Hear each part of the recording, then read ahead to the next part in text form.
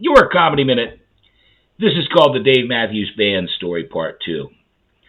I worked for RCA for about 6 months, and the Dave Matthews Band had a huge hit, Crash. I love that song, great song. And they were touring, and they were selling out everywhere. People loved them. So I had 3 nights back-to-back with the band. The first night was in Raleigh, North Carolina. Now, I lived in D.C., just above D.C. in Maryland. So I had to get a plane. I flew down to Raleigh. And my job is to get there at 2, 3 in the afternoon, make sure all the tickets, passes, make sure everybody's set, make sure the band's cool. So I do all that. Then I don't do anything again until 11, 12 o'clock or whatever, till we do the meet and greet after the show. So it was late. It was 2, 3 o'clock in the morning. And I have to get a plane the next morning at like 6, 7 o'clock. I had to get on a plane because I have to be in D.C. Now, here we are in Raleigh, and the next night is in D.C.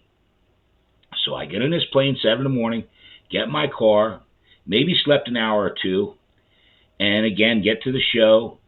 And that night, Dave Matthews is from Charlottesville, Virginia. So there was all kinds of family and friends, and the meet and greet ran till probably 3, 4 in the morning. So again, I've only had about 2 hours sleep, and I've got to get home and get on a plane the next morning to Charlotte, North Carolina.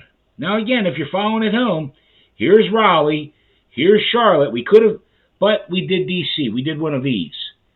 And I thought, whoever put this tour together never saw a map. But anyway, so I've had about 4 hours sleep in 2 days. I fly to Charlotte, again, middle of the afternoon, make sure all the tickets, the passes, everything. I don't do anything. That night, the meet and greet, Hootie and the Blowfish showed up. So it was like 4 or 5 in the morning. I think the sun was coming up. And I'm like, guys, I got to go. I have to be in the office the next morning. So again, I had about maybe 10 hours sleep in 3 days. I flew back, got to my office in D.C., and of course, I was greeted with, "Hey, Scott, this is Butch.